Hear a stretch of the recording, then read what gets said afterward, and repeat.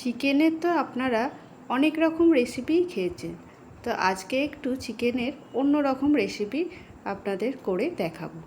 তো চলুন দেখে নিই এই রেসিপির জন্য কি কি লাগছে।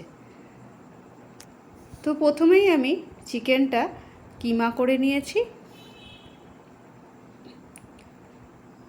এরপর কিছু গুঁড়ো মশলা যেমন জিরের গুঁড়ো, ধনের গুঁড়ো, গরম মশলার গুঁড়ো, গোলমরিচের গুঁড়ো দিয়ে দিয়েছি।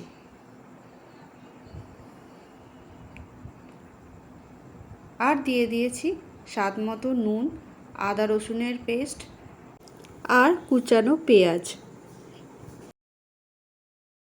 এবার দিয়ে দেব একটা ডিম, আর আমার কাছে একটু চিজ পাউডার ছিল সেটা দিয়ে দিয়েছি। এবার এই কিমার মিশ্রণটা ভালো করে সব মশলার সাথে মেখে নেব, নিয়ে ছোট ছোট বলের আকারে তৈরি করে নেব।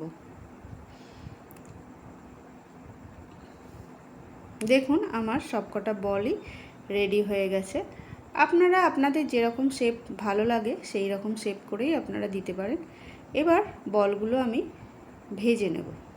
খুব বেশি লাল লাল করে ভাজার দরকার নেই, যেহেতু এটা আর একটা গ্রেভি হবে, তাই হালকা করেই ভেজে নিয়েছি এপিট ওপিট করে।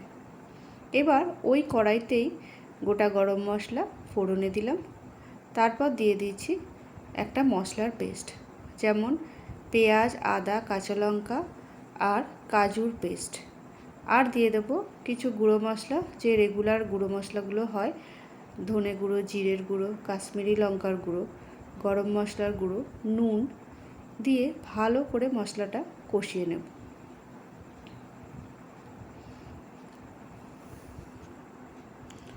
দেখুন মশলাটা মোটামুটি কষানো হয়ে গেছে। এবার দিয়ে দেব ফ্যাটানো টক দই। ফ্যাটানো টক দইটা দিয়েও ভালো করে আরও কিছুক্ষণ কষাতে থাকব। তারপর দিয়ে দেব অল্প একটু চিনি, আর দিয়ে দেব গরম মশলার গুঁড়ো, দিয়ে আরও কিছুক্ষণ কষাতে থাকবো যতক্ষণ না তেল ছেড়ে আসে। দেখুন মশলার থেকে তেল বেরিয়ে এসছে। এবার যে চিকেন বলগুলো করেছিলাম ওগুলো দিয়ে দেবো, আর হ্যাঁ, একটু পরিমাণ মতন জল দিয়ে দেব। তারপর চিকেন বলগুলো দিয়ে দেবো। এবার দিয়ে দেবো ওপর থেকে ফ্লেভারের জন্য কাসুরি মেথি, আর দিয়ে দেবো ওপর থেকে ফ্রেশ ক্রিম। ফ্রেশ ক্রিম দিয়েই আমি গ্যাসটা বন্ধ করে দেবো। রান্নাটা আমার একদম তৈরি হয়ে গেছে।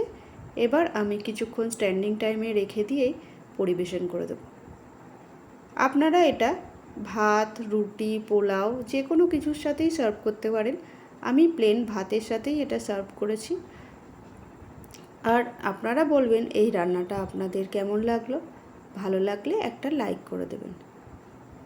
ধন্যবাদ।